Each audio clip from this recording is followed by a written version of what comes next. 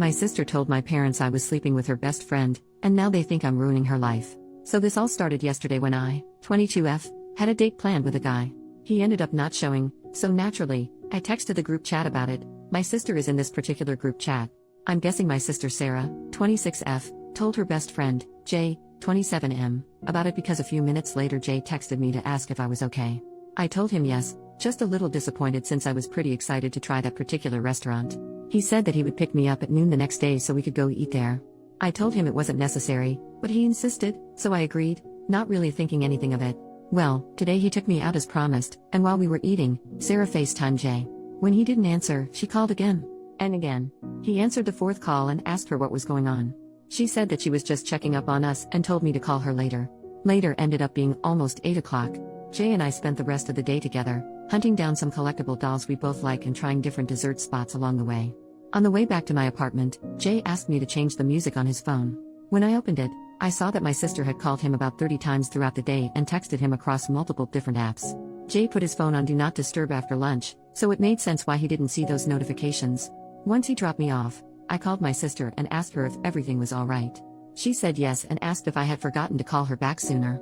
I told her that I was out with Jay, so I didn't get the chance and figured it could wait since she didn't call me. She hung up, and a few minutes later, I got a call from my mom. She sounded angry and told me that I should be ashamed of myself. I said sure, but why today? According to my mom, Sarah called her in tears, saying that she had caught Jay and me making love in their apartment. I was so confused. I told my mom that I did not, in fact, make love with Jay and that I didn't even know they lived together. I asked her to give me a minute, and I called Jay, but he didn't answer. So now I am here, lying on my floor wondering what the hell is going on and putting off another conversation with my mom. First update, 5 days later, so I'm not religious or anything like that, but Jesus Christ. Thank you, everyone, for your kind words and support. I don't know what to do with myself. Also, I meant to post an update yesterday, but my friend asked me to go watch the Miguel O'Hara movie with her, and then I just forgot. Sorry about that. I wanted to clear up some confusion before the update. On my original post, when my mom told me that Sarah and Jay shared an apartment, I said, I didn't even know they lived together. Those were my verbatim words to her because, last I knew, Sarah had a roommate and Jay lived alone. I was right, that's still the case. Sorry I wasn't clear about that. I'm bad at expressing myself sometimes. Another thing was people wondering how Jay found out about my date, or lack thereof. According to him, he was hanging out with a few of his friends, including my sister, and she told him about it in a joking way. Some people also asked why I went out with Jay if I knew my sister liked him. I didn't know. Just because I talk to my sister doesn't mean she talks to me the same way. If I had known, I would have talked to her about it first because I know from past experience that my sister is a jealous person. Anyway, last night was a doozy. Jay called me back and said he was going to stay at a friend's because he would feel safer with company.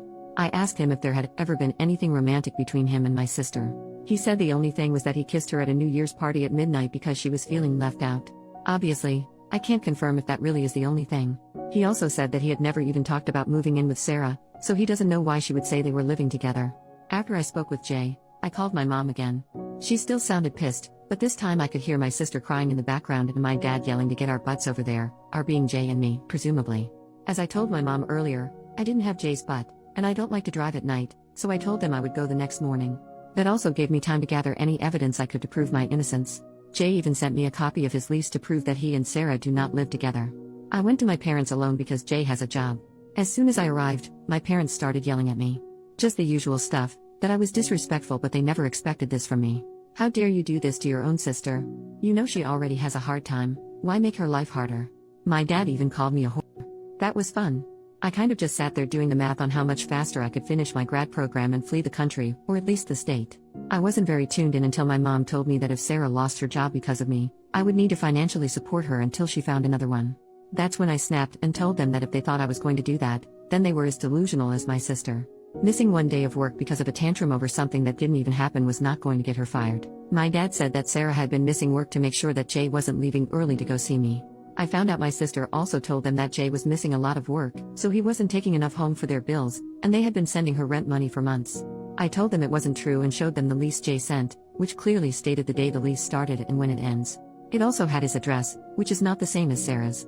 My mom brought Sarah out of her room, where she had apparently been this entire time, and told her to explain herself. Sarah said that he probably got that other apartment so that he could be closer to me when he went on supposed business trips. First of all, Jay is a software developer. I don't know what business trips he would go on. Second, nice way to find out that my sister doesn't even know where I live, because Jay's apartment is almost an hour away from mine. I showed my parents that on Google Maps, and they finally started to believe me. Sarah started crying and calling me a liar. My dad told me that even if what I said was true, I shouldn't have been so hard on Sarah, and that as her sister, I should be helping her when she's having a rough time like this. I told him I wasn't a therapist, but if she ever decided to get help, I would pitch in. I left after that. There was nothing else I needed to say, and there was no point in waiting on an apology. My dad looked uncomfortable, and my mom was too busy consoling my sister to notice me leaving. I haven't talked to them since. Sorry if you were expecting a fun update where I somehow got revenge on my sister or something crazy and petty. If you have questions, I'll probably answer. Thanks for caring, though. And to those of you that shared your own stories under my original post, damn, sorry you went through that. Second update, months later. I don't really know how to start this post, but I felt obligated to write an update after everyone sent me so much love and support. Jay got a permanent restraining order against my sister. It took some months and a lot more harassment, but he does have that now.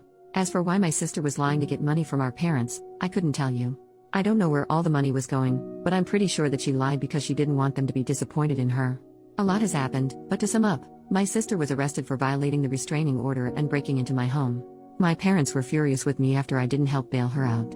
They blamed me for her getting arrested and for getting fired from the 3 jobs she's had since my last post.